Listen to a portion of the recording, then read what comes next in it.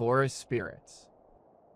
By late afternoon, the lake shifted from a flat white surface under a blue sky into a colder, less welcoming expanse in empty space, where fading light disappeared without passing through dusk. Eli Marsh, carrying his canvas pack and ice auger, realized the spruce trees that served as his landmark had become a gray wall of swirling snow, obscuring distance and shapes, until only a vague sense of east remained, guided by habit and the heavy feeling that the truck was nearby. In the morning, everything had felt straightforward and even pleasant, with cold biting but not malicious, breath hanging like smoke, and the auger's roar confirming strength against winter. Eli had set his tip-ups and watched for flags, confident he had enough time. After catching 3 walleye, wrapped in newspaper with coffee in his thermos, he glanced at the darkening sky and decided to give himself an hour more. The storm arrived quicker than predicted, sliding over the low ridges above the Bob Marshall like a closing door. When he kicked snow into his holes and slung the auger over his shoulder, strong gusts already whipped across the ice, sending gritty sheets that stung his skin and made opening his eyes a conscious effort. After 5 or 10 minutes walking into the wind, he looked back but couldn't distinguish his tracks from the endless white. He checked his compass, guided more by his father's voice and memory than fear its cold brass case steady, the needle showing north he could no longer recognize by sight. He adjusted his course slightly, trusting his familiar route along the same spruce stand and drainage swale, which in winter formed a long crack in the ice. Usually easy enough for a child to follow, now the route seemed like a line on another planet. The temperature had fallen since noon, initially just a sharper cold in the nose and crunch in the snow, then crossing an unseen threshold into extreme cold. That made exposed skin feel frozen. As he trudged into the wind, his face went from burning to numb, cheeks stiffening so much that smiling felt impossible, something he didn't intend to do anyway, with the horizon vanished, and the lake appearing larger than it should be.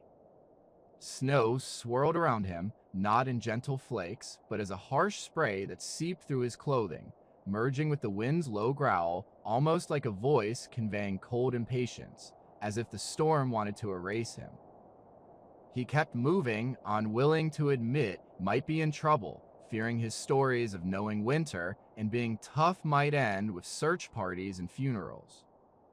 Instead, he focused on small goals, walking toward patches of darker gray trees or empty ground, and reassessing each time he reached them.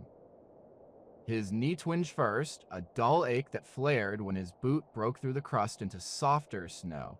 After slipping several times, he fell on one hand, the auger yanking painfully against his shoulder, snow forcing its way under his jacket, and his glove punched through the surface.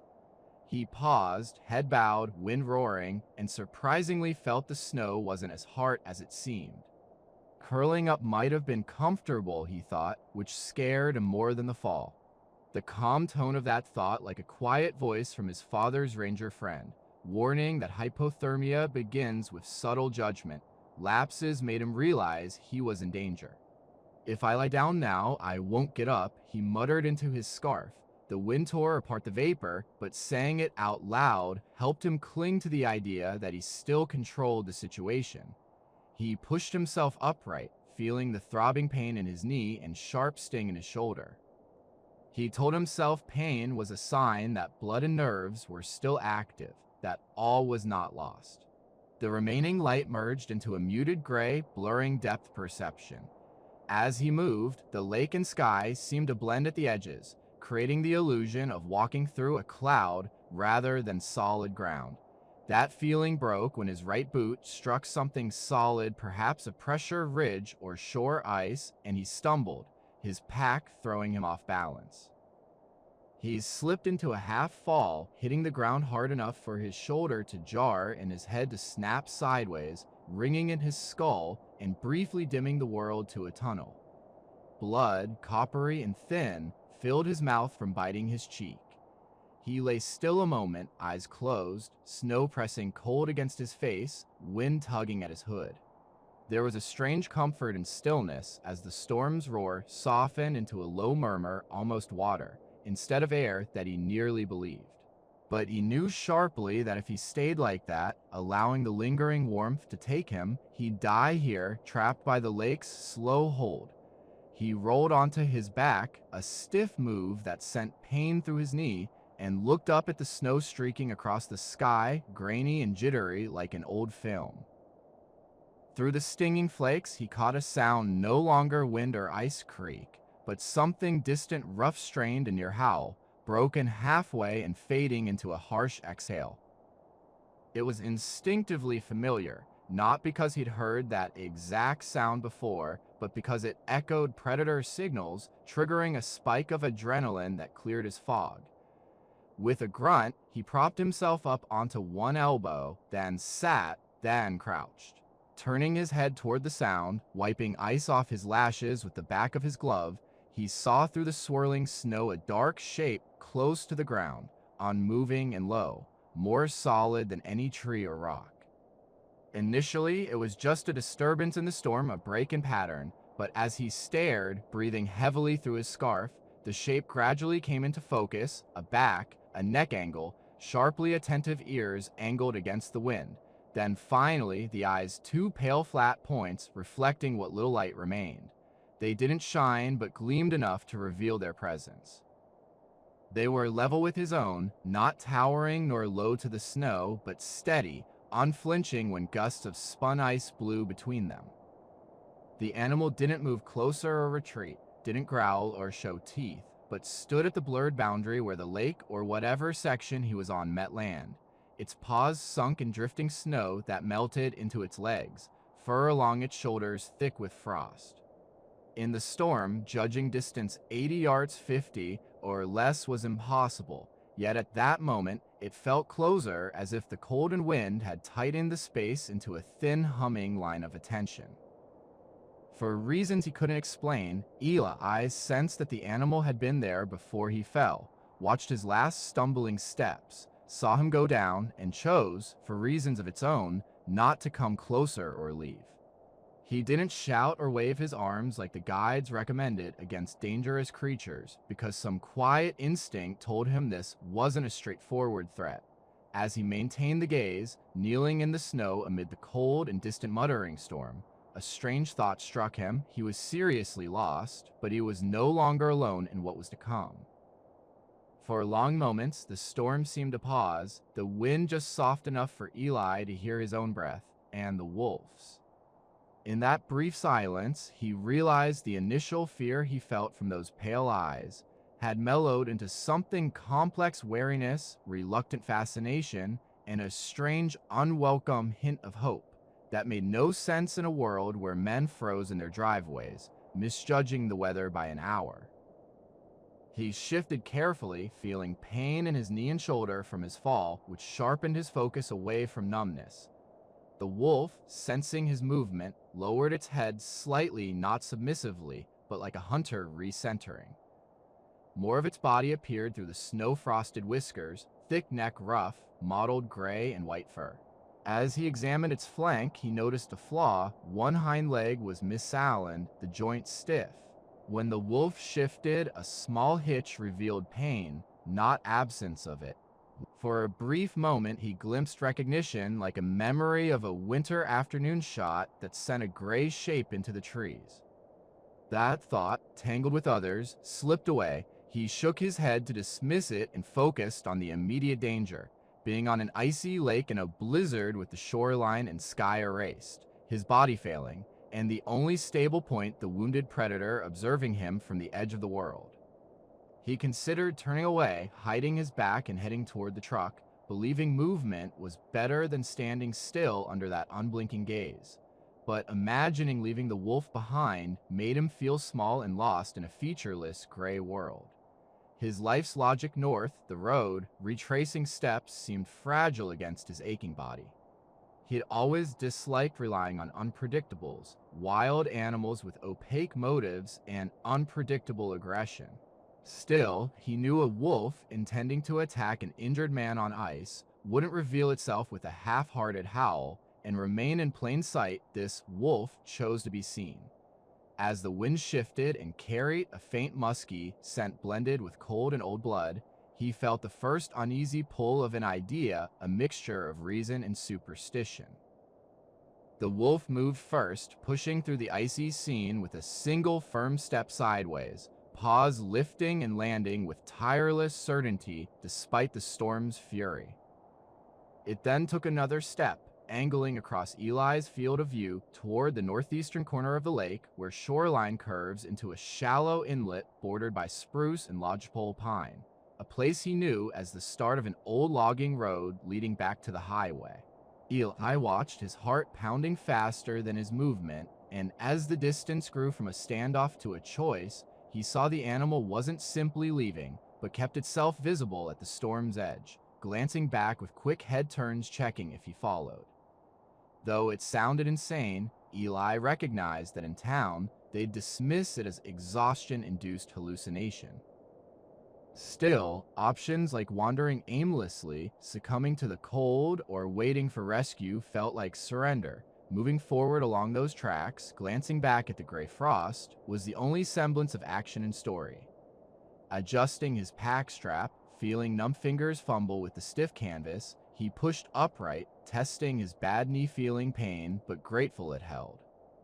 When he stepped after the wolf, snow clung stubbornly to his boots, but aligning with the faint, deliberate tracks, made his movements purposeful, unlike the aimless scrambling he'd done earlier. The wolf's footprints, clear in the fresh powder, showed each pad and claw with crisp detail, making his own boot prints seem clumsy and temporary. He fell into a rhythm walking beside them, close enough to shield the prints from the drifting snow-like, guarding the animal's choices while relying on them. His world narrowed to his body and the ghostly figure ahead, everything else replaced by the wind pressing on his chest, icy crystals stinging his cheeks, and his measured breathing matching the wolf's movements. As they crossed what he guessed was the lake's middle third, the thoughts in his mind, the worries about distance, gas, search parties, and whether his truck at the access point was noticed faded into a focused internal debate. One voice, hoarse and pragmatic, called him a fool for trusting an animal whose motives he couldn't understand, recalling stories of predators targeting the weak and travelers disappearing in big country due to misreading signs. The other quieter voice, reminiscent of his father during better days, reminded him humans had tracked animals for shelter and water for generations. In a landscape intent on killing, the only sane choice was admitting he wasn't the only creature who knew its path. His father had introduced him to this wilderness long before life's disappointments. He still vividly remembered how his shoulders moved under an old canvas coat as they trekked through snow toward a frozen river, with breath puffing steadily in the cold air. When they spotted fresh tracks elk, cougar, or wolf, his father turned it into a lesson about paying attention, reading the land's stories. You don't have to like what shares the woods, his father had said once, watching a distant wolf pack against the winter sky, but respect that they've been here longer and are better at it. Sometimes your life depends on noticing what they do. That memory felt near, like his father was just ahead in the storm rather than decades underground. For a moment, Eli thought he could hear his father's voice in the wind's howl, a comforting specter amid the cold, making the icy sting in his lungs feel less hostile, more like a tough guide. He allowed himself that illusion. It helped because pride had no room here. He had to face the storm with whatever strength he could find. Time seemed to warp again as they moved, expanding and contracting with uneasy pulses. Sometimes it felt like hours had passed, crossing endless white and gray with only the ache in his legs and clumsy feet as markers, while at other moments, it seemed only minutes since he aligned his boots with the wolf's tracks, as if this surreal journey on the ice had just begun and might never end. He kept awaiting the moment when the animal would veer away, vanish into the storm, leaving him stranded with borrowed courage and no clear path. Each time the wolf flickered at the edge of visibility, swallowed by a vicious gust, his heart thumped with dread, but after a few shallow breaths, the shape reappeared, its pale eyes briefly confirming it was still there. Then the gray body moved onward. Slowly, almost imperceptibly, the air's feel shifted. The wind still howled and hurled snow pellets into his skin, yet there was a subtle change in sound. The echo hinted at shapes ahead, interruptions in the open space, causing the storm's voice to bounce differently. His boots no longer resonated with ice, but landed on a softer surface, mixed snow and ice crafted near the shore amid reeds and rocks. Initially skeptical, he hesitated to trust this perception, but a few more steps confirmed it. The ground rose beneath him in a gentle incline, familiar and steady, and the wolf, now a dozen yards ahead, ascended with effortless grace, an animal accustomed to these transitions, even in worse weather. As Eli followed, his thighs burning with effort through deeper drifts, the outline of trees began to materialize from the blur, first as vague smudges, then as snow-laden trunks. The feeling of stepping off the lake onto land, something with edges, textures, and memory, hit him so intensely that for a moment, he wondered if this was the hallucination his earlier fears had warned him about, the mind's final trick before exhaustion took over. The wind, battling land and trees, formed more complex patterns, swirling around trunks, dropping into lulls only to surge again. In these pauses, he heard other sounds, branches creaking under ice, dry bark cracking in cold, and the soft scrape of his clothing. Each noise connected him to a world of words and distances. The wolf reached the spruces and paused, half turned toward the lake, as if confirming he had followed. When their eyes met through snow and branches, Eli felt a sharp, bracing jolt, neither joy nor terror, but a fleeting sense of being led across a threshold he couldn't find alone. Beyond the trees, through gaps where storm light pooled, he glimpsed a faint straight line, a cut in the forest, unnatural against the chaos of branches and drifts. Focusing his half-frozen eyes, he saw it was an old logging road, leading toward abandoned structures used by surveyors and hunters decades ago. His chest tightened with sudden exhausted relief, imagining shelter, walls against the wind, a roof, or some hidden corner with dry wood or an old stove, anything to break the storm's fury. Stepping toward the narrow opening, the wolf moved silently out of sight, slipping sideways into thicker undergrowth. He watched in silence, unsure what he would say if he called out, as the gray shape merged with shadows. The frost-edged fur dissolved into the storm's grain until only the faint points of its eyes remained, like twin stars beneath clouds, flickering and then gone. He stood at the edge of the cut, breathing hard, alone again, but now with a strip of white path ahead marked into the wilderness by others' hands and decisions awaiting his choice of direction. The tree's scar initially seemed like a storm trick, a lighter band in the gray churned by wind and snow. But as Eli stepped off the lake ice, feeling the uneven ground and buried roots beneath his boots, and as the trunks formed two rough parallel rows with a thin gap of growth between, he realized with a jolt that he was at the old logging road's entrance. The shutdown struck him so hard he stood panting, his mind catching up that he hadn't walked here himself. Behind him, the lake vanished under the storm's eraser, its flat surface replaced by swirling snow, as if he had entered another world, and the doorway shut immediately. Turning to check for the wolf, to confirm his mind hadn't created its limping shadow, he saw only shifting tree shapes under the wind's weight. The spot where the animal had been was now just another fold in the landscape, seemingly part of the storm that had taken it back.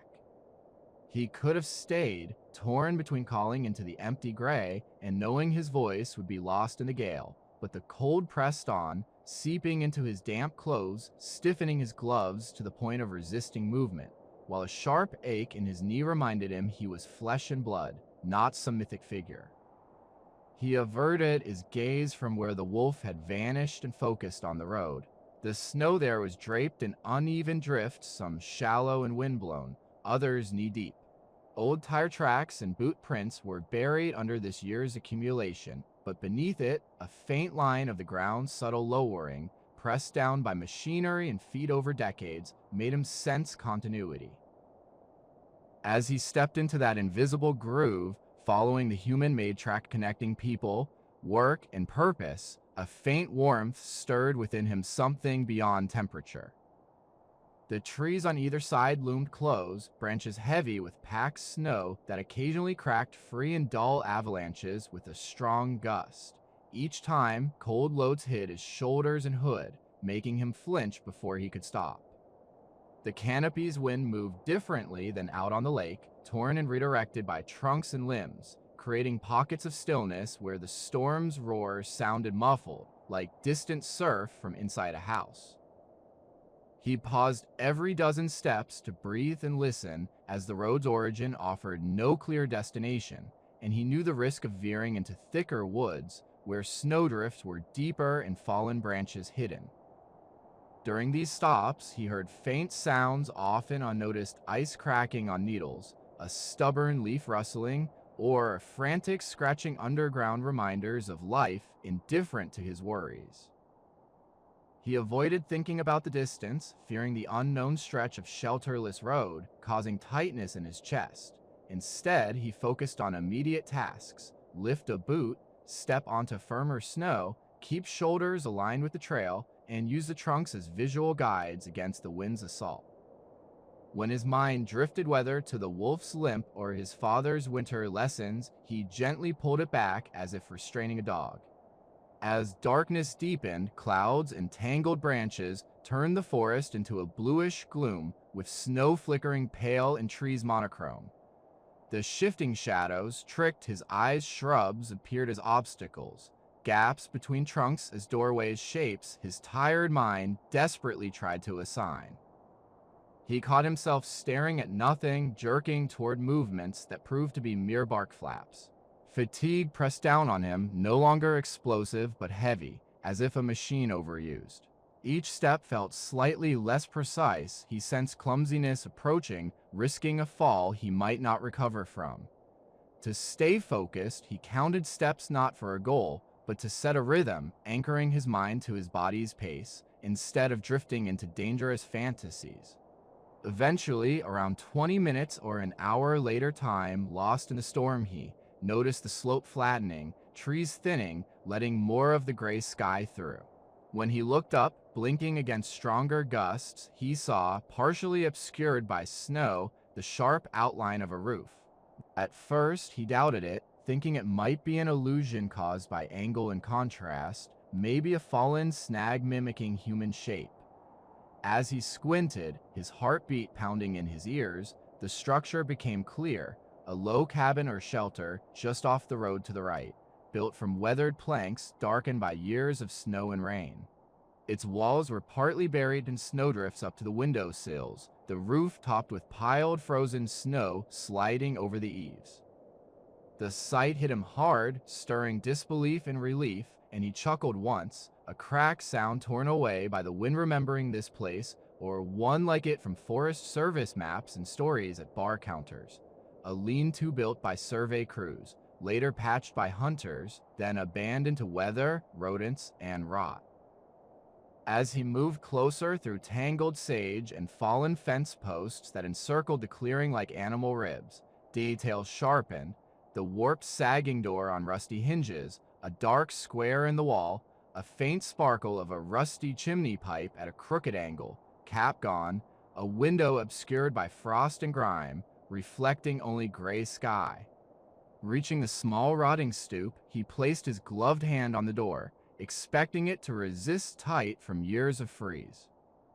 After a hard shove causing pain in his shoulder, the wood groaned and swung inward, spilling snow into his boots and releasing a scent of old smoke, dampness, and dusty decay. He hesitated at the threshold, aware of how much he was risking on this structure if it was too rotten to block the wind or too empty to help him survive the night. Yet, another cold gust forced him to act, and with no choice, he ducked under the doorway, pushing inside. It first swallowed him in darkness. His eyes struggled to adjust after hours in the diffuse snow glare. He paused inside the door, breathing heavily, listening for sounds, animals in the walls, water dripping, wind slipping through cracks, but only heard a layered silence, thick with absence, broken by faint roof rattles and snow sliding outside. As shapes emerged, he saw the interior was smaller than it appeared from the road, about 12 by 8 feet, with a low ceiling supported by smoky beams. Near the chimney, a steel stove, rusty but intact, sat on old bricks, its door half open, as if awaiting someone who never returned. Next to it, a haphazard stack of dry logs and twigs, left for future storms. On the far wall, a rough shelf held battered items, a dented pot, a cracked mug, a peeled label tin. Beneath, nailed to the logs, an old wool blanket hung edges frayed, faintly colored, yet solid enough to suggest it could still keep a man warm wrapped in firelight.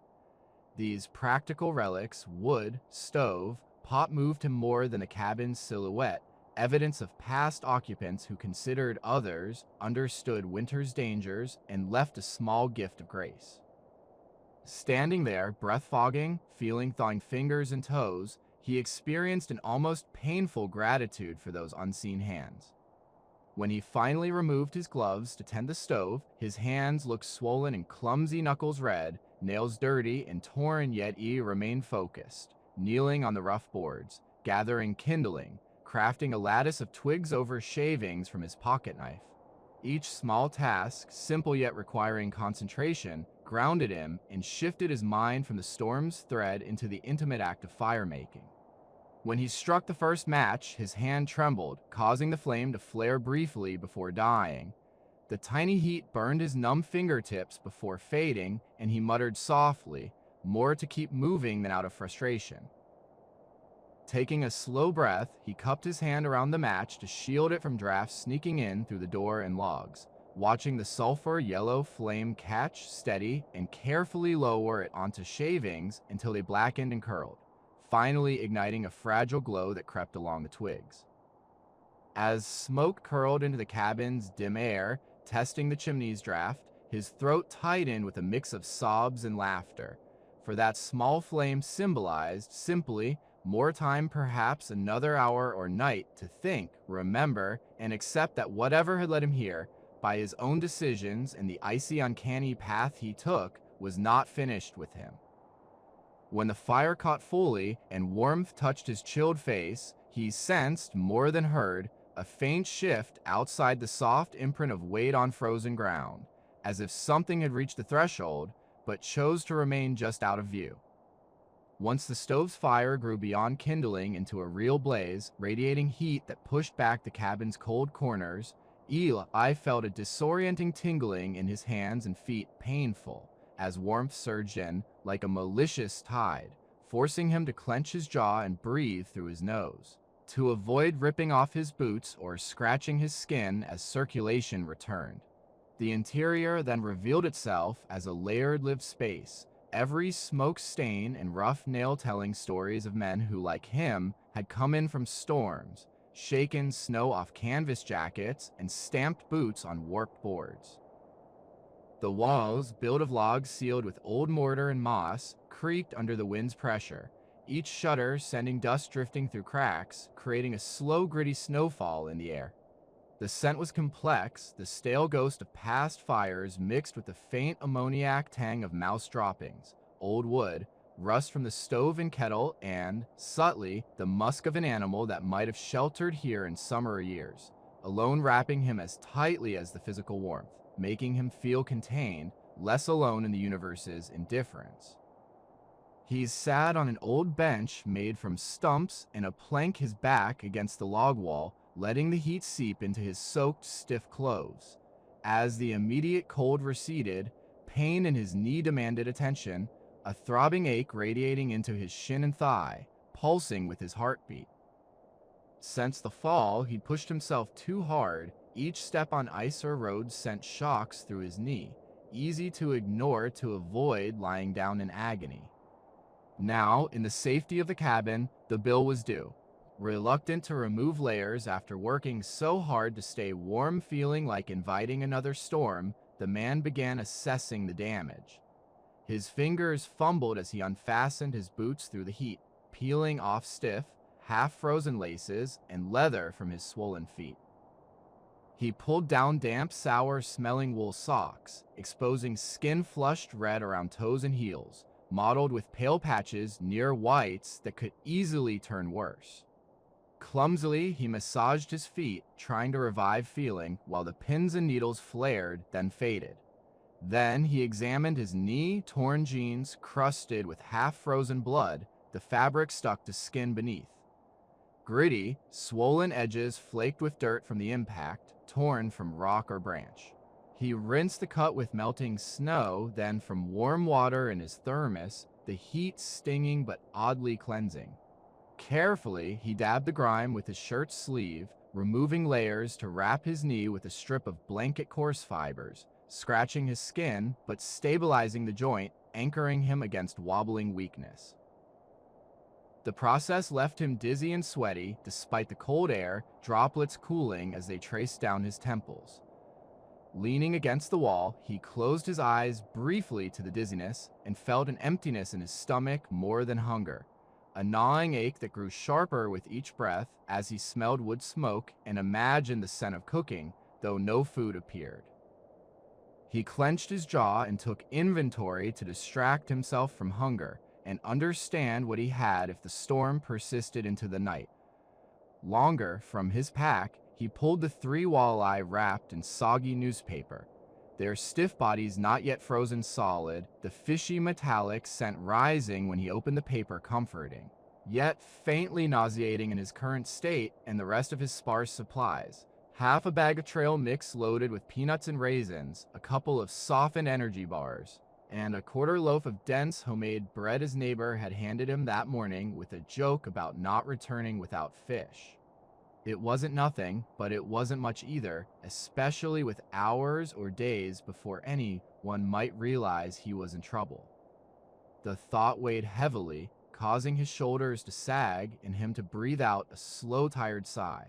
He could ration the food, slicing the fish into thin fillets and boiling the heads and bones into weak broth, or pick at trail mix slowly, but calories versus cold and healing told a brutal story.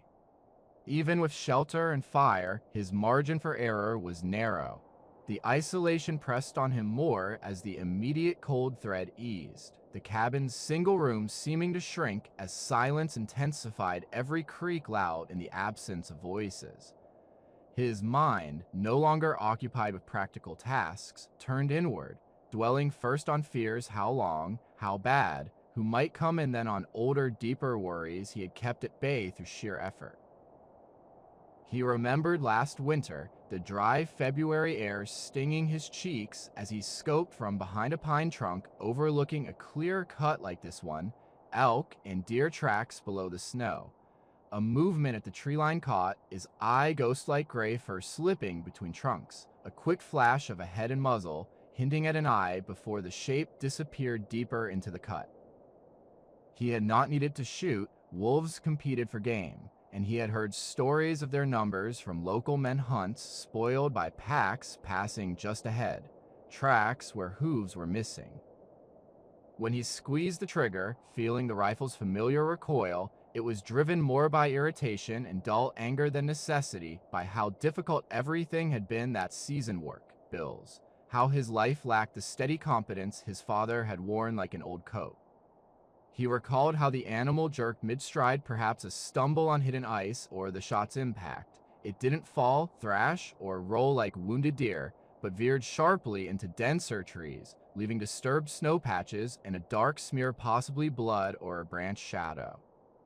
Eli, with breath steaming and cordite scent in his nose, convinced himself it was a clean miss, reminding himself that the animal was tough and adaptable and left before guilt took hold. Now, in the smoky shelter, with the memory of the wolf's limp near the lake vivid, that rationalization crumbled into quiet shame, no grand gestures, just a constricted chest and aversion to his own gaze. The idea that the animal he shot out of spite might have led him here was too vast to fully grasp, but he sensed its shape unflattering. The fire popped softly as a sap pocket burst, sparks dancing harmlessly, startling him more than necessary. His nerves, frayed by the day in isolation, made him realize that he hadn't spoken a real word to anyone since telling the gas station cashier to put 30 on pump 4. His last genuine conversation was with his neighbor about bread, and her stern warning that mountains don't forgive complacency. A strained compulsion to speak arose, not the muttered commands on the ice, but complete sentences, a reminder he existed beyond thoughts. Yet, when he opened his mouth, only a hoarse throat clear emerged, raw from cold and smoke, and he hesitated, fearing that breaking silence might draw judgment. He inhaled slowly and said quietly, "You did this to yourself, the blunt truth, hanging in the smoky air like the stove's orange eye more real than any phantom wolf outside." He had chosen the day, route, to stay longer, taken the shot last year, drifted from his father's cautious discipline, and faced the storm, fall, cabin, and knee pain. These weren't punishments, but the natural result of his choices colliding with the indifferent terrain and weather. Outside, the wind battered the logs with renewed force, causing the walls to shudder and the small old window's glass to rattle in its warped frame. Amid that familiar, muffled roar, he noticed something new, a low, heavy exhalation, not the airy hiss of wind over snow, but the contained sound of lungs emptying, large enough to belong to something closed beyond the window's edge. Despite the heat from the stove, his arms bristled, and he remained still, listening intently, initially questioning if his mind, troubled by memory and guilt, was projecting significance onto the storm's noises. But then it came again, that deliberate rhythm of inhaling and exhaling, close enough to match his own breathing, that wondered if he was consciously mimicking it, or if his lungs had just fallen into the animal's cadence. This time, there was no mistaking it an animal at rest outside the shelter, its breath steady and unhurried, still just another hollow in the woods, despite its human angles and smoke-blurred history. I sat motionless for a long while, his body slightly angled to the stove for warmth, yet his focus was drawn toward the wall where the breathing sounded loudest. Each breath synchronized almost perfectly with his own, until he could no longer tell whether he was consciously matching it or if his lungs had simply fallen into the creature's rhythm. As the minutes passed, the initial tension that had stiffened every muscle eased into a tense, quivering stillness more agonizing than fear or fatigue. The wind continued to shove across the cabin, rattling eaves and probing gaps, but beneath that broad, impersonal noise, the breath remained steady and unhurried, more like patient observation than an animal in attack or flight. That realization further complicated his feelings because it stripped away the simple idea of threat his heart wanted to categorize it as danger, reaching for the rifle in the corner to prepare for defense. Yet another, quieter part of him still raw from guilt resisted the thought of aiming at the creature that had, directly or indirectly, led him here felt wrong. From his position, he couldn't see the wolf. The cabin's grimy window was too high and distant to give a clear view of the snow strip against the wall. The lack of visual confirmation made the situation seem surreal almost, as if the breath was a hallucination caused by stress or the headache blooming behind his temples. Still, each exhale carried that faint damp rumble, the sound of real lungs, moving real air, and he found himself instinctively starting to stand, only to be pulled back by reason, warning that rushing to open the door out of curiosity would be reckless and disrespectful of the fragile safety he'd established.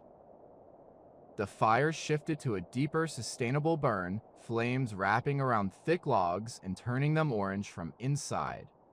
The cabin warmed significantly, the chill leaving the air, and the temperature difference between his face and the corners of the room decreased until his breath no longer fogged the air. The heat made his eyelids heavy and muscles loosen, hinting at sleep, but he stayed alert, remaining on the verge of readiness, like a taut rope ready to snap if sounds changed. His earlier stomach ache now intensified into a deep, hollow ache radiating through his core, making him finally reach for the fish, bread, and battered pot. He calculated as he moved, knowing any food now wouldn't be available later, but also realizing his body needed fuel to rebuild, heat, and heal his knee starvation, might delay, but not prevent failure. He cleaned the walleye with a dull knife in cold hands, slicing it open, removing innards into the stove's heat to prevent attracting smaller pests, then cut the flesh into uneven fillets, laying them in a water-filled pot placed near the stove's edge, so they would simmer, not burn. The fragrant steam, with its simple, comforting fish scent, filled the space, causing him to swallow against the immediate saliva buildup. As bubbles formed at the pot's edges, he became aware that outside breathing had subtly changed, gaining a faint high edge, possibly interest the nostrils catching a new smell. The idea that the wolf might smell his cooking was obvious yet unsettling, revealing vulnerability despite everything he believed. Here he was, preparing meat in winter with a large predator within arm's reach, inviting the cold night with aromatic scent. His mind drifted briefly to hunting stories, the wolves shadowing elk camps, coyotes drawn to the food scraps, men teasing about throwing bones into the darkness to watch silent shapes dart through the firelight, and beneath, older, darker stories whispered by his grandmother about clever wolves watching from the tree line, knowing more about men than they understood, forming bargains in snowstorms and howls that sounded like words. He had long dismissed those stories as childish, lumping them in with Santa Claus and closet monsters. Yet now, as a stew of fish, memories, and pain churned inside him, and with an actual wolf just feet away, they reemerged not as literal truths, but as metaphorical threats with sharp teeth. He wondered if what was happening outside, beyond the rough logs, held meaning beyond mere coincidence. The pot simmered steadily, small ripples disturbing the surface as the water thickened. When he judged, more by instinct than precise timing, that the fish was cooked enough and safe, he carefully lifted the pot with a cloth, placing it on a flat stone meant for that purpose, then sat cross-legged nearby. Steam swirled around his face, making his skin feel both alive and tender. Despite his hunger, he ate slowly, taking small bites and chewing thoroughly, using discipline as another way to control a day that had repeatedly stripped his agency. The fish was bland and slightly rubbery, overcooked in places near the hot metal, but to his exhausted senses, it felt like a feast. Each swallow warmed him, anchoring him more firmly in his body. Halfway through, he paused, finger hovering over the milky surface of the broth, his gaze caught by a change in the outside breath. It had drawn closer, near the door, as if the wolf had shifted position to bring its nose closer to the scent. A tug in his chest arose, neither pure fear nor pure calculation, but a mixture tinged with the first stirrings of unwanted empathy. He looked at the remaining fish, a small ragged mass of flesh and broth that might last for 2 more meals if he was careful, then thought of the animal outside, the stiffness in its gait, the scar he thought he'd glimpsed, the long trek across lake and forest with him in tow. The math shifted almost involuntarily, and suddenly, hoarding the meager portion felt less like prudence, and more like petty selfishness, a refusal to acknowledge an undeniable debt. He knew it was foolish, keeping risks in mind, because feeding a predator near his shelter blurred boundaries men in cold climates had wisely drawn. Yet the storm raged on, the night stretched lonelier, and the outside presence had already pushed him into a choice he'd never make alone, sharing his limited food out of curiosity or kindness, as a stubborn defiance against fear controlling his remaining time. Before hesitating into paralysis, he dipped the spoon again, heaping it with fish and broth, then set it down and tore a piece of bread, crumbs scattering onto his jeans, as he broke the crust and felt the soft inside steam in the cabin's warmth. After eating one piece, its weight settling in his stomach with the fish, he carefully rose, his knee protesting, and crossed to the door. His shadow fell across the light seam, causing the breathing behind it to pause, then quicken slightly. He imagined, foolishly but vividly, ears twitching, eyes narrowing, as the wolf adjusted its focus to his cabin's creaks and the frozen ground's vibrations. His hand hovered over the latch as cautionistic instincts issued final protest, images of teeth and torn throats, yet the counter-arguments, his limp, the storm's shared experience, the sense of being led held firm. He cracked the door open slightly. cold air stabbed in, sharply contrasting the cabin's warm interior, climbing his sleeves and shirt. Breath caught in his throat from the sudden cold. Widening the gap, he slipped his hand through, clutching the bread carefully, and saw only swirling snow and vague shapes of drifts against the cabin's walls. Then the wolf emerged from the white, as if the storm had held it close, and was gradually releasing it, first a broad head with pricked ears, then its frost-rimmed muzzle, eyes shining dimly from the spilling cabin light. Closer than expected, only a few feet from the door, its body turned slightly away, showing a posture of readiness without aggression, prepared to retreat or approach, conserving effort. For a moment they locked eyes across the doorway, a frame capturing two very different beings in a single unlikely scene. Eli, feeling the cold sting on his skin and a shiver that had nothing to do with temperature, slowly held out a piece of bread, palm up, into the space between them. The small human gesture trembled slightly, causing crumbs to fall into the snow. The wolf's nostrils flared, its breath now warm and visible in the cold air. It hesitated, stepping forward cautiously, each paw placement deliberate, its head lowered and gaze flickering between the Brett and Eli's face. For a fleeting second, he imagined it abandoning the foot and lunging for his arm, the doorway turning into a threat. Yet, the wolf's body language remained tense, but controlled, no ears flattened or lips pulled back. When it reached the edge of his reach, it paused as if some invisible line had been drawn, the cold air charged with tension. In a swift, delicate movement, the animal lunged forward, teeth closing on the bread, not as skin, but surprisingly gentle, its lips brushing his palm as it took the offering. The contact sparked a shock in his arm, a moment of awareness of its raw power and restraint. He pulled back instinctively, more shaken than frightened, retreating into the warm cabin. The wolf stepped away, mouth working the bread, jaw muscles bunching, crumbs darkening the fur on its muzzle. He slowly closed the door, mainly to keep in heat, leaning his forehead against the cool wood, breathing raggedly as if after intense exertion.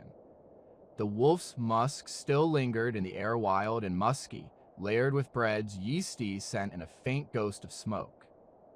Beneath the adrenaline, he felt a thin, almost incredulous relief. He still had both hands and had crossed a boundary without immediate disaster. He returned to the stove, added a log, watching sparks leap and settle as the fire rekindled. The cabin echoed with small noises, popping sap and shifting embers, while outside, the deep, steady breathing resumed, now accompanied by the soft sound of chewing.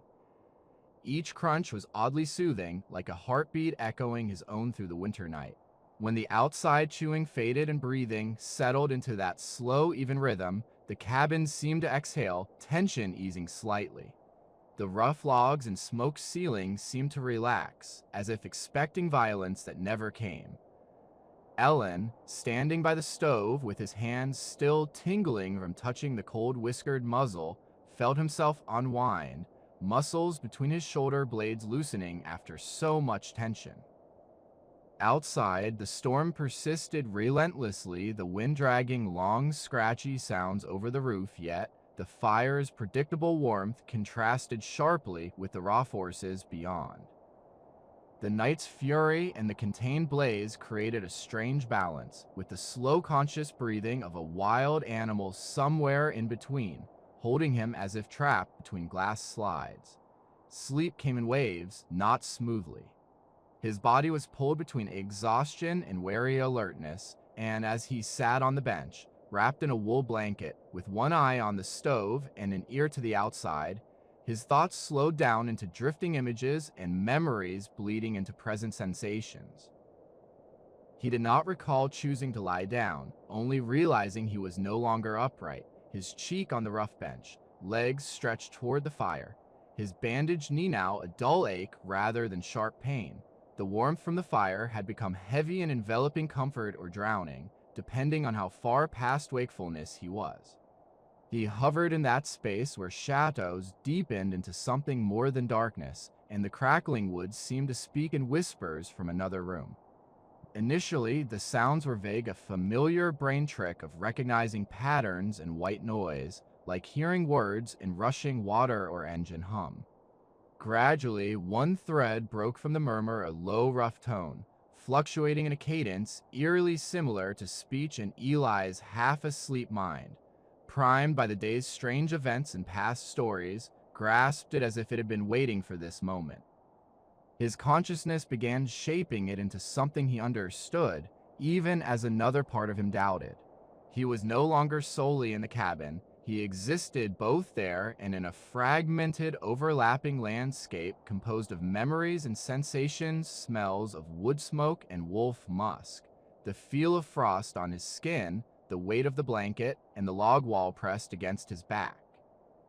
In this doubled space, he sensed a presence across from him, no longer outside the wall, but near the firelight's edge, where the stove's glow cast a gentle arc over the floor.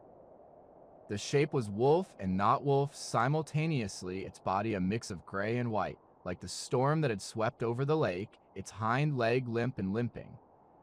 Yet, its posture, the stillness in its eyes, and the tilt of its head suggested something more than merely cautious or hungry animal. It watched him with the steadiness of another human. When it opened its mouth, the sound, neither a howl nor a growl, was that rough, half-formed speech he'd heard in his dreams, consonants fighting through fur, an instinct to become words. Morning, it said, or something close enough that Eli's mind blurred the gaps, smoothing the differences. The vowel was elongated and strange, the R a soft guttural scrape. Still, the meaning struck him clearly, not through language, but through the pure intent of the greeting, signaling a beginning. He attempted to respond, to craft an answer that matched the surreal politeness of the creature addressing him in his own tongue, once an enemy. Yet, in this dream or vision, he couldn't tell which. His tongue felt stiff, his jaw slow, as if the cold had seeped into this other world, affecting his words and joints alike. Instead, what emerged was more emotion than phrase, a raw jumble of fear, gratitude, shame, and stubbornness compressed into a single hoarse thought, like the tentative start of a plea. The wolf, or the creature in wolf shape, tilted its head slightly, as if listening beyond the words, then pulled back its lips not in a snarl, but in a rough smile that hinted at shared absurdity. Its breath washed over him in warm, pungent air, carrying the wildness of open land and a copper tang that could belong to either of them. In that scent, he sensed years of winters, hunts that succeeded, failed, hunger and fulfillment, and the long, unrecorded life of a creature who had never known a roof, perhaps only in stories. Walk with me, the voice said, 3 clipped words tumbling over each other, their meaning as clear as an outstretched paw. As they entered him, the cabin blurred, its glow stretching into dawn along a snow-covered ridge, the rough floorboards transforming into wind-hardened drift beneath his boots. Suddenly, he stood outside, not cramped in the shelter, but in an open, icy world where stars faded and pink streaked the eastern sky behind dark trees. Moving from the smoky cabin to walk beside a wolf in pre-dawn blue felt almost natural, an extension of the day's strange progress rather than a break. The air was cold but gentle, crystalline without malice, and the snow's squeaking crunch underfoot sounded like tearing cloth. Looking down, he saw his leg moving freely, no limp, the knee supporting him as if the wound had vanished. When he tested it, there was no pain, only the body's familiar strength.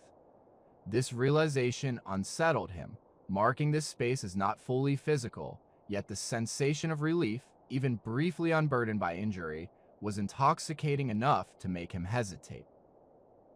The wolf moved smoothly at his side, its limp barely noticeable at a distance, its presence both alien and oddly familiar, like an old hunting partner who needs no words because their shared path speaks more. Its fur brushed his glove lightly as they walked, each touch sparking recognition, a silent reassurance that, in this realm, he was neither safe nor in danger, but somewhere in between.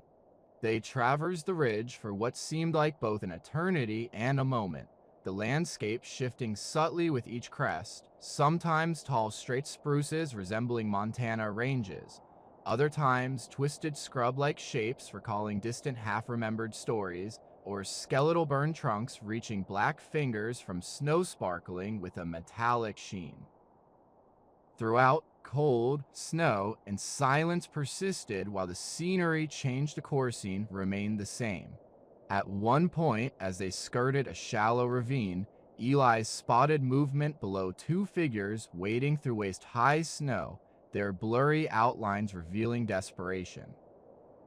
He recognized one as his earlier self and his father from a long ago winter, the older breaking trail, the younger behind, lungs burning, convinced the cold was endless, and that his father's resilience made him superhuman.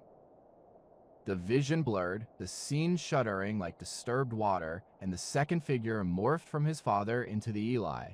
From hours ago ice on lashes, sweat-stiff jeans, every line of weariness and stubbornness clear, he saw himself with a wolf at his side, feeling a mix of pity and contempt. He wanted to warn, but knew the man below wouldn't hear. They rarely do during their own crises. You think Yuli'd set a voice close to his ear, vibrating more than heard. The few words carried the weight of winter's silence, commenting on his path across frozen lakes, and his tendency to view himself as the central actor, assuming the world and its elements obeyed his intentions. He tried to protest that he never saw himself as a leader, more a victim of larger forces' job storms, herds, but when he opened his mouth, only breath appeared, vanishing into the cold air. The wolf beside him exhaled softly, as if amused or dismissive, eyes fixed ahead. Listen instead, it commanded after a while, its words clear despite half the consonants being obscured. As they moved forward, he tried to truly hear, to open his senses to this strange layered landscape, without immediately classifying every sound as useful or threatening.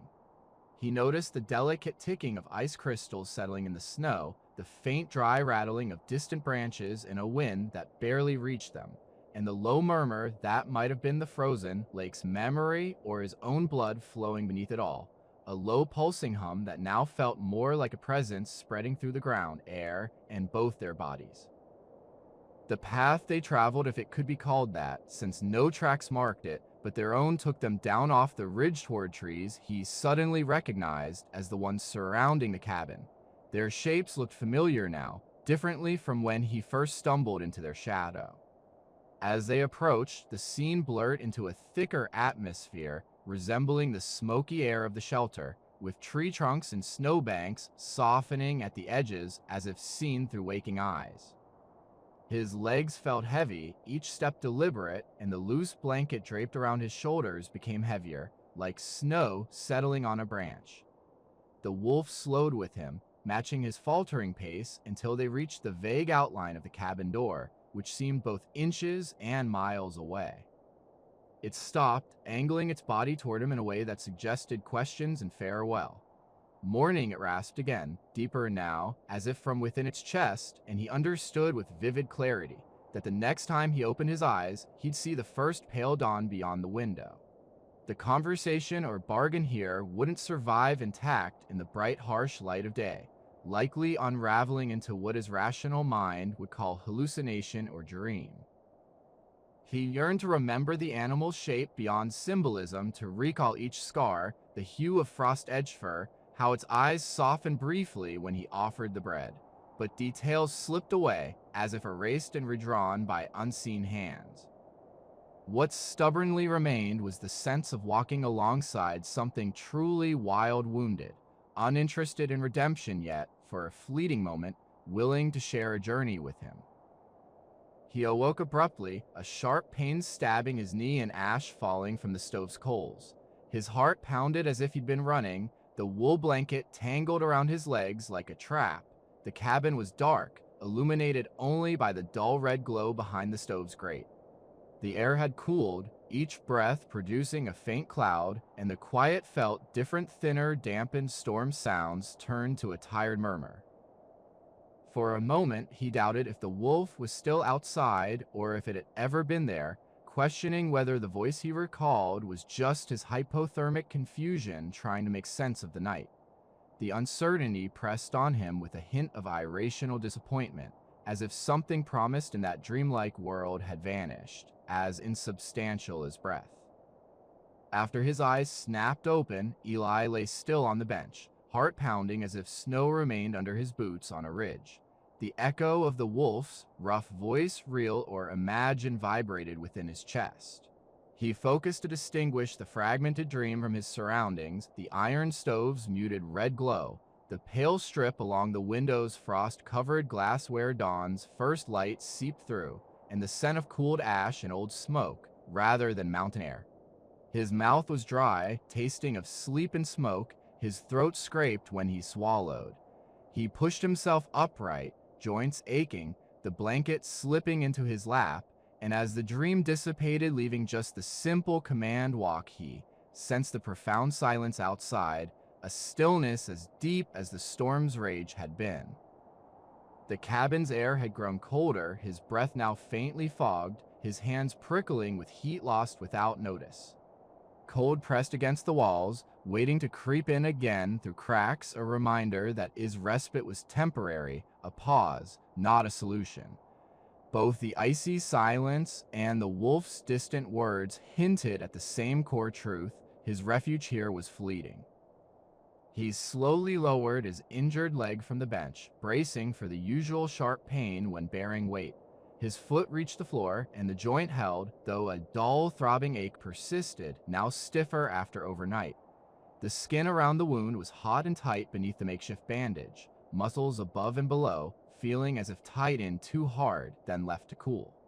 Carefully testing, he shifted more weight onto that leg. The joint remained stable, though each step warned him of ongoing pain, a reminder that the day would be costly in both pain and calories. He moved toward the stove, opening the iron door to let in cold air and a faint orange glow from the coals. During sleep, the flames had died down to smoldering embers, but they still pulsed faintly, alive. He deliberately layered 2 split logs, crisscrossed for airflow, then sat on his heels, fingers hovering over the opening, until the flames renewed with a hiss, tending the fire steady amid his internal chaos, grounding him in simple tasks. Once the stove drew properly and the heat spread confidently into the room, he cautiously straightened and headed for the door, every part of him painfully aware that the space beyond might now be empty, that the breathing and voice in his dream could be all he'd ever find. Moving slowly toward the threshold, as if each step might alter fate, he hesitated over the latch a moment longer than necessary, before opening it decisively, releasing a blast of icy dawn air that cleared the stale mix of sleep and smoke.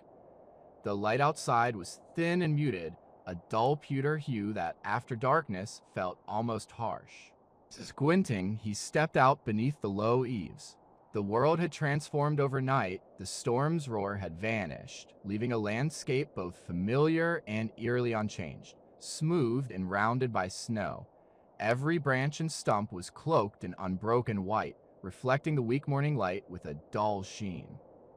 Still and silent, the air let him hear the faint click of settling ice, distant cracks of trees adjusting, and the crunch of his own boots loud amid the quiet hush. In front of the door, just a few feet away, the snow was marked by a deep oval hollow, evidence of a large creature lying there, its edges melted and refrozen, with a ghostly imprint of body, legs, and tail pressed into the white. At one end, subtle dents showed gentle, steady breaths, shallow impressions where warm air condensed and froze, making his chest tighten with a fierce mix of gratitude and grief, as such simple signs of life could mean so much. Beyond this nest, a trail of paw prints led away from the cabin along a faint road line, each print cleanly punched through the crust, toes splayed, claws tracing fine arcs. Occasionally, crossing damp or uneven patches, he noticed irregular limp markings, a deeper gouge on one side. From heavier weight, and some steps bore faint, rusty, dark granules, dried blood scattered across the snow. The sight of that trail, streaked with red, stirred a raw emotion, sharpening memories of the previous night's remorse. This was no mythic or dream creature, but a living being, bleeding after hardship, its old wound carried through storms to lie within reach of his door, then rise before dawn to continue into a world that refused its pain. Its purposeful steps along the same line as the road might be coincidence, but after the day's tension, that explanation felt insufficient. The cabin's warmth pressed against his back, tempting him to retreat inside to close the door on the cold, the tracks, debts, and dreams to wait out the storm, as every winter safety tip advised. Yet, the wolf's rasping words morning, "Walk with me," lingered, slicing that sensible plan like a sharp blade. Standing at the threshold, he felt cold seeping through his socks, toes going numb, his knee throbbing from static strain, and realized that staying was not the neutral choice it seemed. To ignore the trail was to risk more his body might survive, but something within him would harden, build around the truth that he'd turned away from something unknown, and that refusal wasn't nothing. He returned inside not to refuse the implied invitation, but to prepare for it, gathering his sparse belongings with more purpose than he felt. He pulled on his driest clothes, wincing at the cold fabric, rewrapped his knee bandage snugly without restricting circulation, and split his remaining food into 2 portions, one to carry, the other to leave behind for future wanderers or searchers. Leaving food felt like a small echo of the unknown hands that had left wood and a pot for him, a quiet participation in a chain of emergencies and help.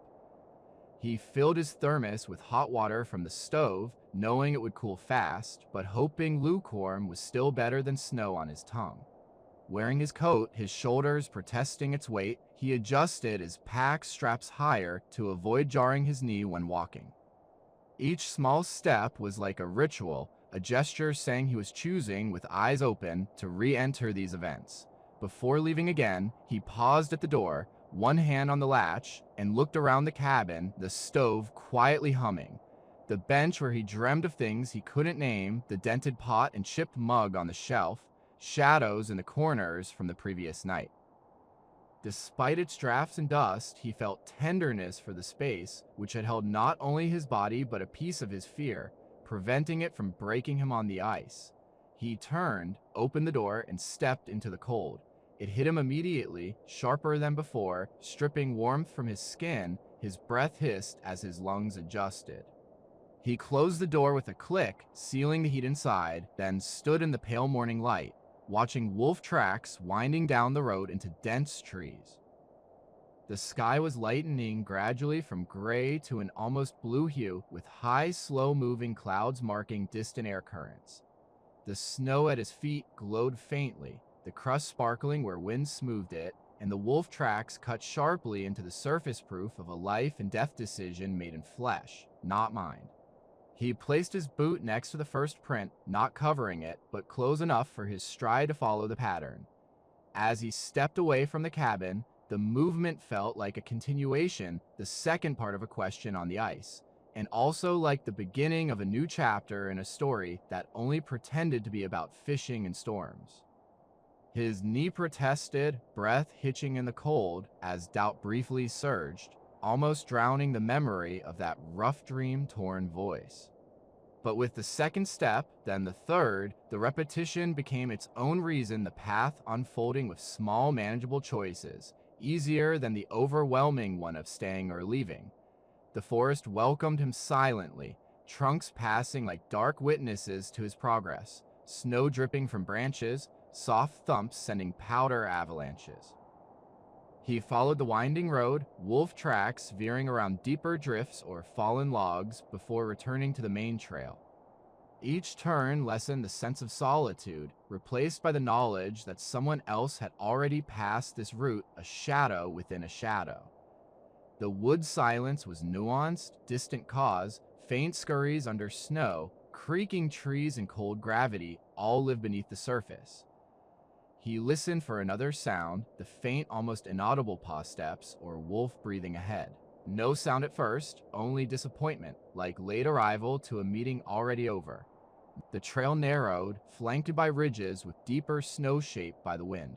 The wolf's tracks diverged again, ascending the slope with a detour that made his knee ache an unclear reason from below. One part of him urged to stay on the main trail, but experience told him better than to ignore older signs. Murmuring a curse that quickly turned to vapor, he followed the prince uphill. The climb was short but tough, boot crust breaking underfoot, snow pulling at his legs, cold breath puffing unevenly. Reaching the top, he looked down at the next section, stomach sinking as recognition set in. The route curved around the slope's base, crossing a narrow ravine with unstable edges. Under the snow's smooth surface, the arc appeared deceptively solid, concealing fractures of ice and air that could collapse under weight, twisting him into a shape that wouldn't walk again. From his higher vantage point, he noticed the subtle dip in the snow marking the ravine and imagined, with a shiver, how it looked from the road, a simple stretch of white. The thought of stepping into that hidden danger made the back of his neck tingle with a cold unrelated to the morning air. Wolf tracks curved around the hazard, keeping their distance from unstable ground before crossing back to the road's far side, each print like a silent note in the snow, announcing not here. He stood there, breathing heavily, eyes shifting between the false safety below and the slope's decision points. He realized that the animal's presence, whatever it symbolized, guilt, debt, superstition, had kept him from dying foolishly just minutes after leaving his shelter. That certainty settled in him like a stone dropping into water. As he traced the wolf's arc, his knee pain, cold, and fatigue persisted, but now a faint resolve grew, a feeling that despite winter's cruelty, he was part of a pattern that still favored life. Moving one step after another, he felt a rhythm, not fleeing but approaching. The farther he followed the tracks into the woods, the more the landscape seemed layered with past winters, the trees and ridges rearranged, but still bearing the echoes of previous routes. Light filtering through the bare branches grew clearer, and the sky shifted from dull pewter to a pale blue, hinting at a distant sun. His knee throbbed steadily, a rhythmic pain he nearly ignored, while his breath produced foggy plumes dissolving into the still air. The adrenaline from the ravine sight had faded, leaving a deep exhaustion that settled into his muscles and thoughts alike, slowing their pace and weightening his mood. Despite everything, he felt more alert than since the storm first closed in on the lake, a raw open awareness rooted less in comfort, and more in his mind's relentless focus on the connection he could no longer deny, the wounded leg, last winter's blood on the snow from the clear cut, the limp in the tracks ahead. The faint scar along the wolf's flank when it stood above him in the gullyall, these scattered images forming one undeniable picture.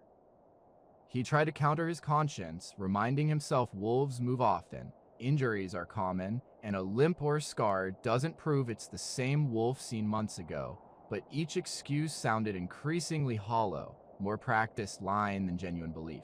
The quiet of the forest, broken only by his boots' muffled crunch and the rustling of unseen birds or squirrels, left no room for those weak protests. The wolf remained unseen, its presence ahead somewhere in the maze of trees and slopes, yet its trail was so fresh and clear that following it felt like a conversation, each print a word pressed into snow, evidence of an animal that, despite its hurt, knew how to conserve strength. Occasionally, the tracks paused in tight circles where the wolf sniffed around, then resumed steadily, and Eli imagined the animal nose to the ground, chest rising and falling. After a small hill, the trees suddenly thinned and then disappeared over a shallow rise, revealing a broad, gently sloping meadow that, in summer, would be lush with grasses and wildflowers, but now was blanketed in snow. His heartbeat quickened at a dark shape on the far side, its angular outline unmistakable, a human-made structure. For a moment he was frozen, shock flooding him because, even though he'd known about old hunting bases in these woods, this particular site felt more than coincidence. It felt like a culmination, the next step in a path that began too far back to trace clearly. He followed the trail into the meadow, the snow flatter beneath his boots, deeper where wind hadn't cleared it.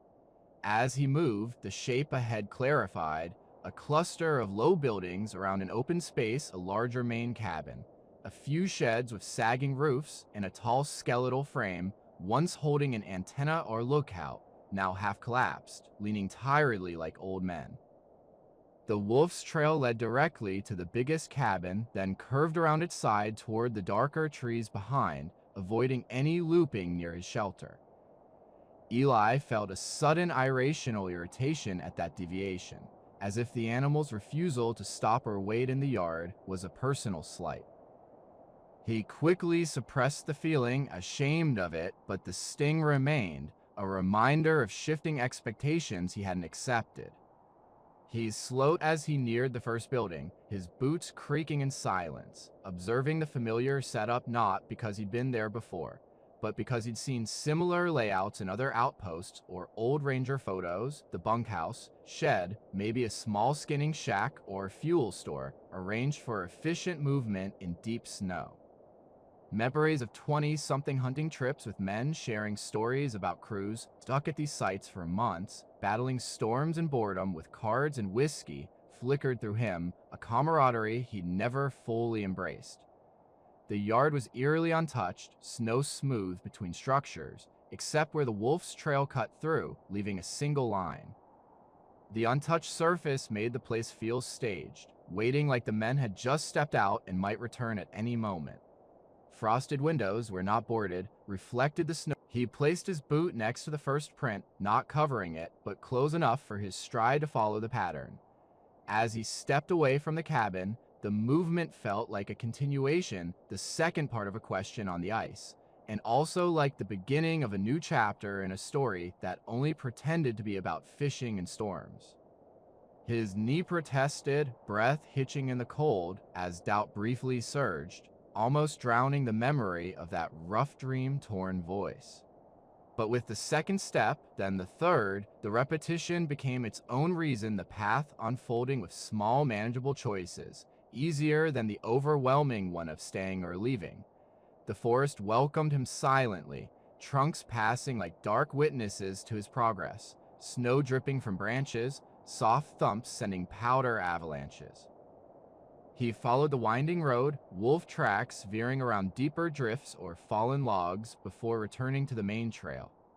Each turn lessened the sense of solitude, replaced by the knowledge that someone else had already passed this route, a shadow within a shadow. The wood silence was nuanced, distant cause, faint scurries under snow, creaking trees and cold gravity all live beneath the surface.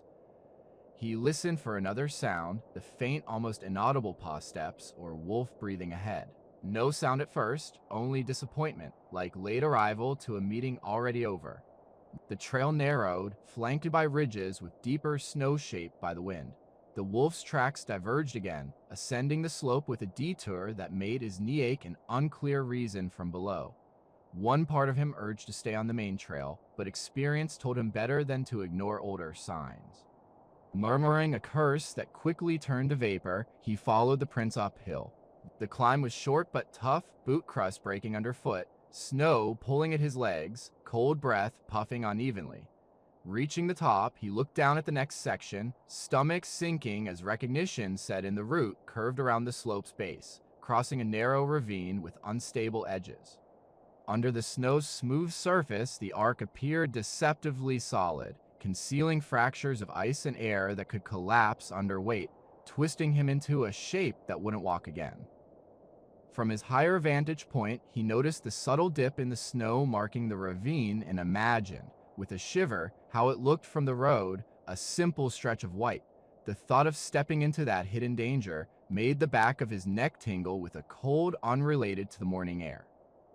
Wolf tracks curved around the hazard, keeping their distance from unstable ground before crossing back to the road's far side, each print like a silent note in the snow, announcing not here.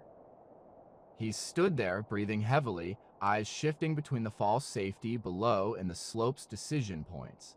He realized that the animal's presence, whatever it symbolized, guilt, debt, superstition, his mind involuntarily flashed back to last winter's shot, the cold, solid rifle in his hands, the small gray figure at the edge of the clear cut, the animal looking up for a brief moment before he pulled the trigger, as if aware of him, not as a vague threat, but as a specific man in a specific tree. Now, the crack of the rifle sounded different, less like the familiar punctuation of a successful hunt, and more like an angry shout in a crowded room, drawing inevitable consequences. Standing in the yard of the old base, with those echoes ringing in his ears and the weight of the wolf's gaze from the tree line, he felt something shift, not dramatically, but a slow grinding move like a rock finally loosening in a stream bed after years of pressure. The pride, resentment, and half-conscious contempt he had toward predators and anything in these woods that took without regard for tags or quotas peeled away in flakes, revealing a rawer, more vulnerable understanding he didn't want, but couldn't now deny. "I shot you," he whispered, words slipping out before he could stop them, hanging in the cold like another exhale. Though he hadn't raised his voice or intended to share this with anyone, some childish part of him braced for a response in altered posture, flattened ears, a flash of teeth. But the animal at the tree line did none of these. It didn't even shift its weight. The only movement was the faint mist of breath and the tiny flicker of fur along its neck as a breeze stirred the forest behind it. His silence was more damaging than anger, revealing his guilt, self-importance, and desire for acknowledgement, all human fears the wolf neither shared nor responded to. Its steady, calm gaze implied forgiveness, not as a direct act of apology, but perhaps happening quietly beyond his perception. He swallowed hard, feeling his dry throat, and stepped away from the snow-covered circle behind the bunkhouse. Every muscle resisted as he lingered between buildings and trees, pretending to stay anchored in both worlds. As he moved toward the clearing's edge, the snow squeaked loudly beneath his boots, oddly loud between him and the wolf. His heart raced as if facing a dangerous animal for the first time, not the second or third. Stopping near the forest's rough edge, just yards from the wolf, he saw it fully in the late morning light. Details emerged, a pale ragged scar along its left flank, fur puckered around it from an old unstitched wound, slight asymmetry in its hips, and toes splayed oddly in the snow. The sight struck him as undeniable proof, fitting too perfectly with a year-old uncertain memory, and nausea washed over him. His vision blurred momentarily, world tilting. He gripped his pack strap tightly, enduring the dizziness. When clarity returned, the wolf remained still, its head at the same angle. Its eyes, close enough now, revealed intricate colors: amber, gray, green, flecked with light like mica, lacking any simple human emotion like hatred or mercy. Instead, they reflected sharp, practical intelligence, assessing his posture, injury, scent, and distance. Though part of him desperately wished to see his turmoil reflected there, he understood that doing so would disrespect the animal. It was a creature with its own past and priorities, its life intersecting with his in this violent, unlikely encounter for reasons beyond his understanding. They paused for what felt like seconds or minutes, the sparse branches above quietly ticking as a faint wind moved through, pressing down on him from multiple angles. That this was the wolf he had shot, that he was alive partly because the wolf had led him through storms and traps, and that behind him was the outpost with walls and a radio, offering safety, while ahead lay uncertainty, pain, and harsher weather. Turning back to the cabin, searching for supplies or calling for help would be easy, framing survival as a choice between safety and folly, rationality and storytelling that blurred reality and dreams. Yet, as he stared at the wolf's scar with the cabins behind him, it became clear that the old divide, human refuge versus wilderness, was false, just a way to mask his fear with rationality. His survival depended not just on reaching shelter, but on whether he would be shaped by what had happened or cling to his old self. The wolf shifted, breaking the standoff's tension, turning its head toward the woods, then took a step, paused in snow, pausing to glance back with a brief, meaningful look, an invitation, not a command, to move forward together. That glance pulled at him physically, a thread in his chest that had been knotted and loosened through the day. With a slow breath, he stepped from the snow-covered yard into the softer, more dangerous drift at the forest edge, cold biting through his boots, a reminder of his choice. Behind, the base stood silent, its windows dark and doors shut, a small human refuge in a sea of white that, in his mind, was already fading away. He didn't look back as he stepped into the wolf's new tracks, snow squeaking under his boots, his knee adjusting to the rhythm. The scent of the base diesel, wood, faint cooking faded, replaced by cold pine and the musk of the wolf's trail. Moving slowly through the trees, he felt a strange relief amid fear, an instinct that forward was the only honest path, chasing the scarred animal that might vanish but hadn't. As Eli drew closer to the cabins, he sensed he was entering a story already written by others' winters, hunts, long nights that hadn't originally included him, yet now made space for him whether he liked it or not. From the woods, the buildings lost their abandoned silence, seeming instead long-claimed spaces now deserted.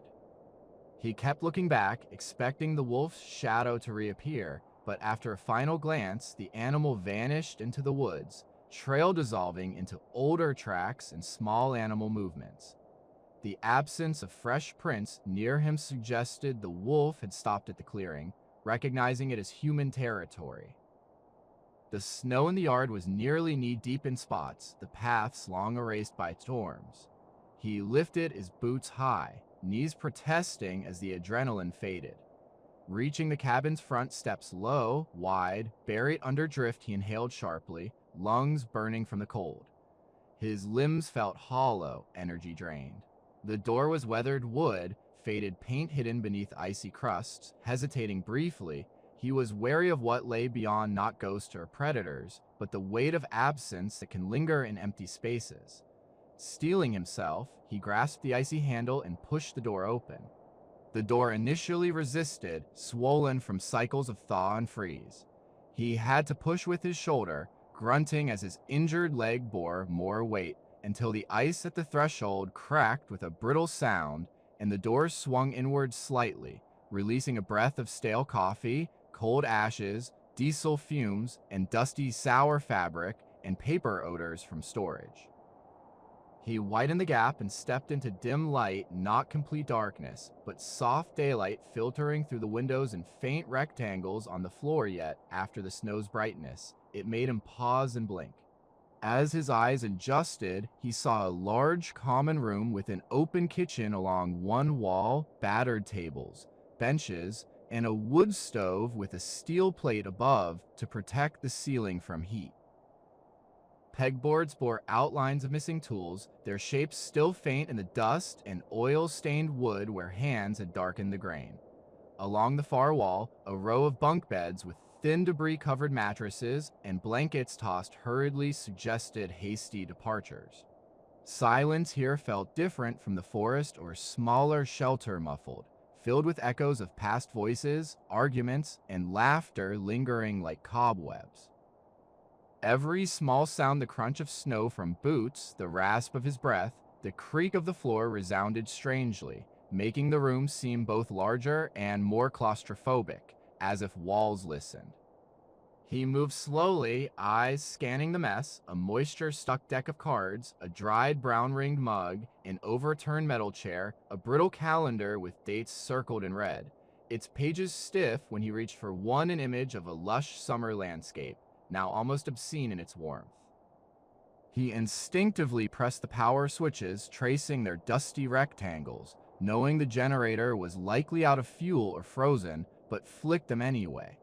No hum, no flicker, no sound confirmed that hope of hearing machinery was wishful thinking.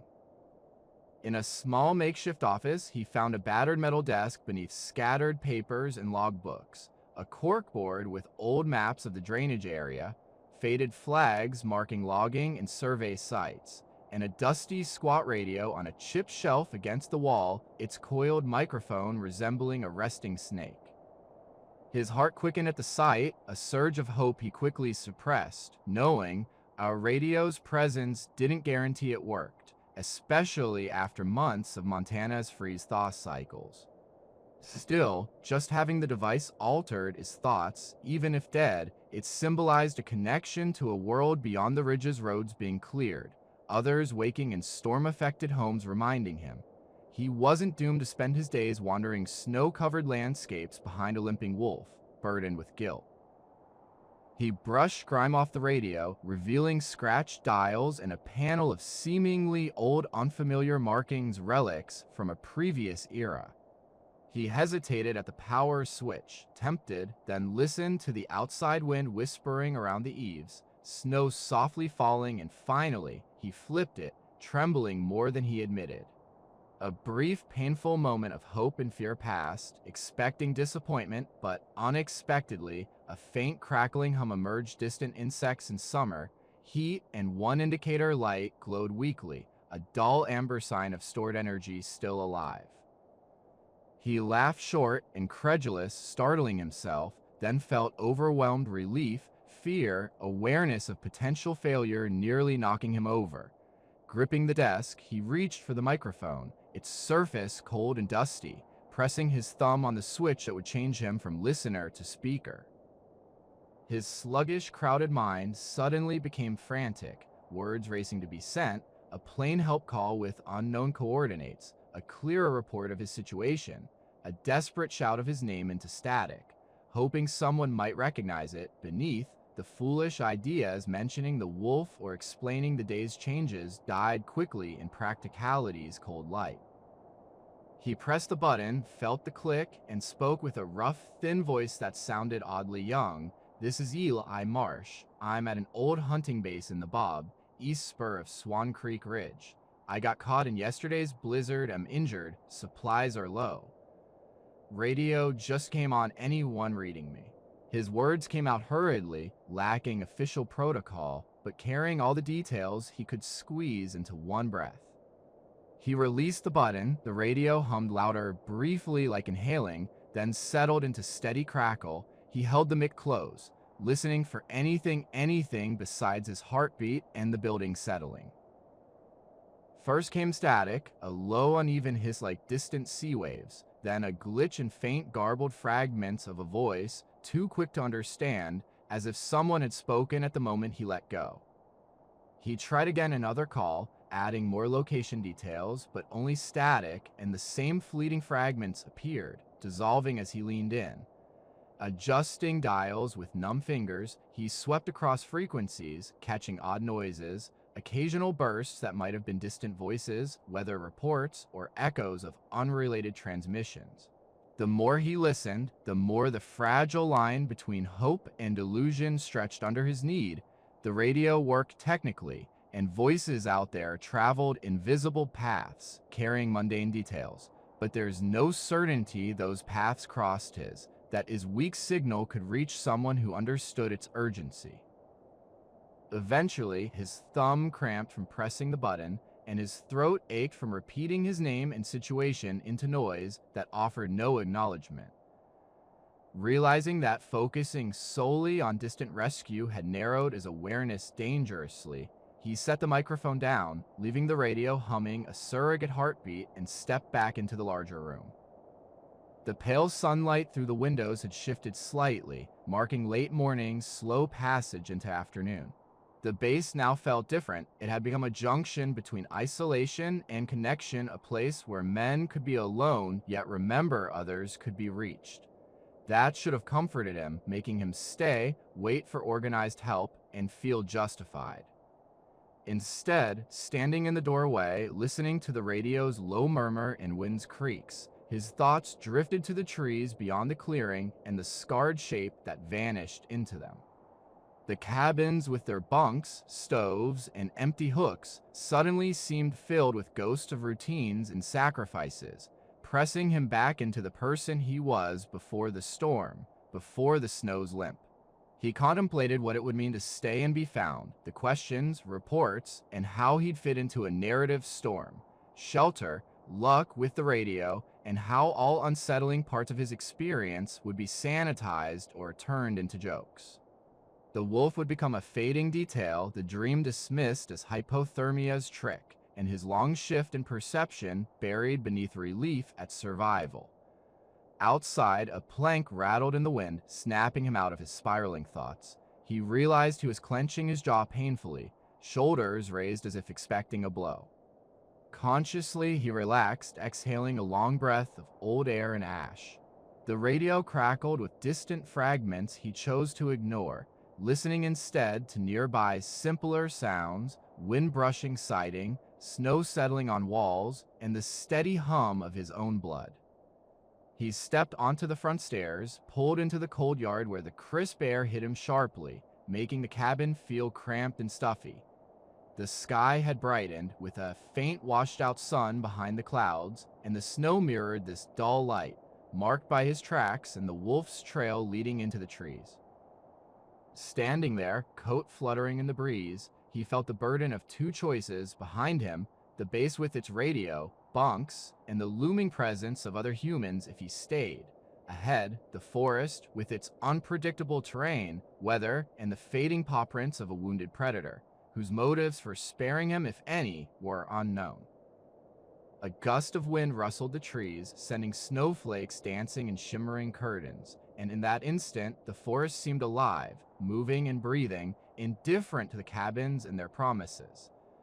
He thought of the wolf within, navigating trails and scents he couldn't understand, its scar marking a world that offered no comfort or explanations. The base, despite its warmth and promise of company, was someone else's refuge built by hands unfamiliar with his fears, stocked by men uninterested in his struggles. The forest, with all its dangers, had become the only place where his story made sense, where questions could be asked, even if answers remained elusive. He stayed until his cheeks ached from the cold and his knee pounded rhythmically, eyes fixed on where the wolf's trail vanished between the trees.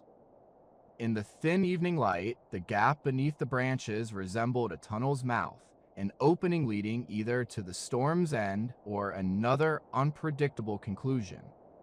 Finally, with a movement both small and monumental, he stepped down from the porch, snow squeaking under his feet, and turned his back on the silent cabins.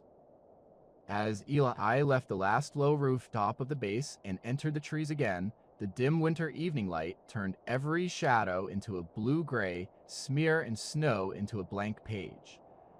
The wind, which had battered him for hours, subsided, and the air beneath the canopy grew unnaturably still, making his breathing seem intrusive.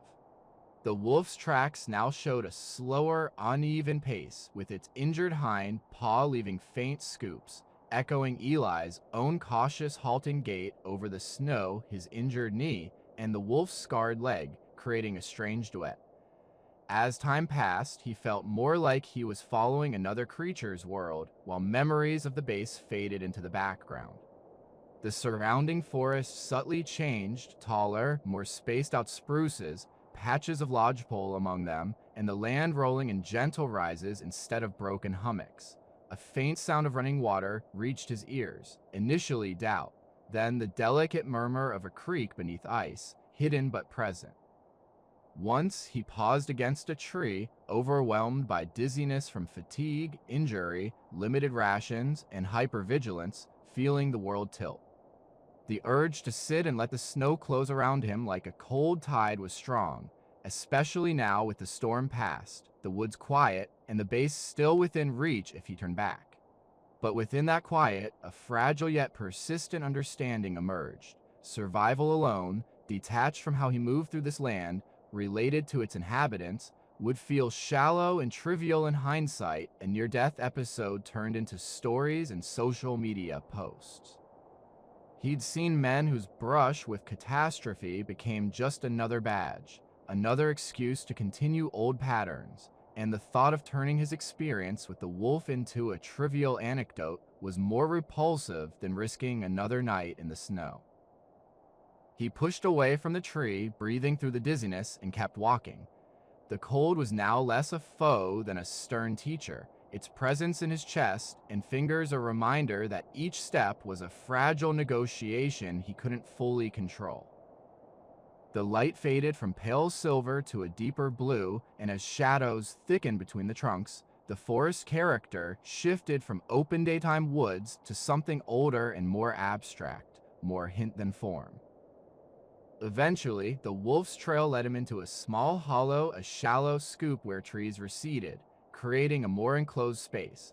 Large mossy boulders lay scattered, resembling bones of a long-dead giant, with deep undisturbed snow between them, except where the paw prints crossed.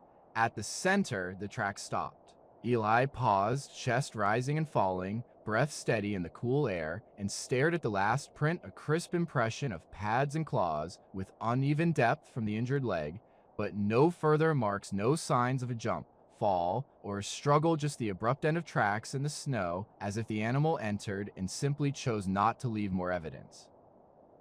He slowly turned, scanning the surrounding trees, boulders, and low brush breaking the snow surface, searching for any hint of gray fur or movement. Only the usual evening sounds, birds shifting high in a spruce, snow shifting on a branch, was audible. The silence wasn't absolute, but denser and more crowded, as if the space was filled with unseen things beyond perception. He could have convinced himself that the wolf simply changed course onto rocks or logs where its footprints vanished, nearby beyond his sight. Yet, the past 24 hours had gradually shifted him away from comforting illusions. What he felt now, over that final print, was a strange, weightless sense of completion intertwined with loss, like the sudden absence of pressure when a long-held grip releases. The animal had led him, saved him, confronted him with his past, and now, apparently, it was no longer interested in sharing the same path. The sky above the hollow opened into a narrow band of clarity between thick clouds of bruised purple strip, where the first stars blinked faintly into being, as the snow's dying light softened his perception. His hearing stretched outward, catching the smallest sounds, the distant cracking of ice as the creek cooled, the whisper of snow slipping from branches, the faint thud of his heartbeat.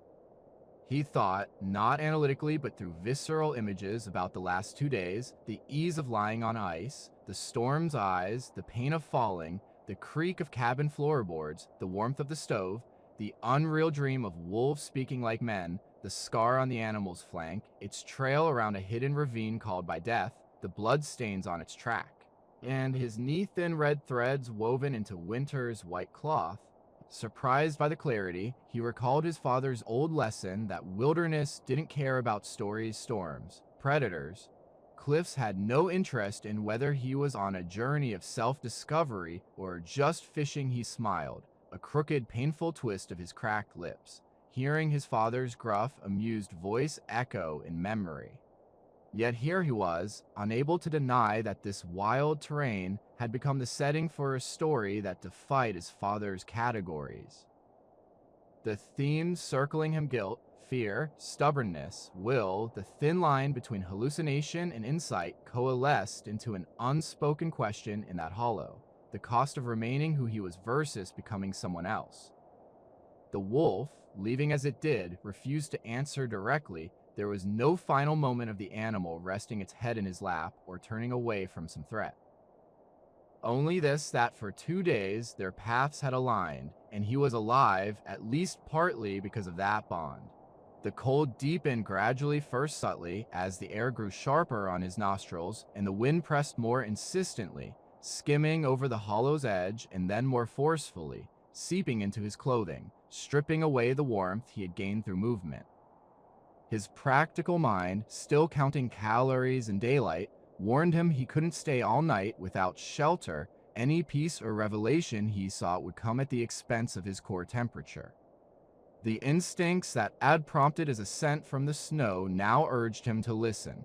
He left the last track behind and began climbing out of the hollow, his boots crunching the stiffening snow, his thigh muscles trembling from effort. At the rim, he paused, memorizing the pattern, the clear entrance track, the deep final imprint. Then he entered the trees, orienting by familiar landmarks, the ridge angle on his left, the muffled sound of the frozen creek, the shifting light pooling between trunks as the terrain dipped lower. The subsequent hours blurred into trudging and practical choices favoring firmer snow, sipping from a cooling thermos, adjusting his pace to balance progress with his aching knee, but within this routine, a calmer, more expansive thought persisted. It kept returning like a tongue pressed to a broken tooth, pondering what he would do if he returned safely. He pictured himself in his truck at a gas station, hands around a scalding cup of coffee, struggling to say something normal without seeming mad. Longer evenings alone in his house, where silence now echoed with the deeper quiet of this journey, made him wonder how long that echo would last, whether it would fade or become a guiding compass, subtly influencing his choices and making him hesitate before unnecessary risks, dismissing the wild as separate from himself. As he descended, the trees thinned into open ground, revealing a glimpse of something out of place, a straight, deliberate line of a plowed road, its edges piled with dirty snow. Beyond, as he drew nearer, faint shapes materialized into vehicles and two figures in bright jackets along the shoulder, bent over something in the ditch, their forms sharply outlined against the white landscape. A surge of complex emotions overwhelmed him at the sight, overwhelming relief that was almost painful, an instinctive urge to hide, and a strange, empty sense of loss that made no rational sense. He raised his arm, causing a jolt of pain through his shoulder, and called out with a cracking voice in the cold air. Instead of a name or a simple hey, he uttered a raw, universal sound, half shout, half laugh, that echoed his presence down the slope toward the road like a thrown stone.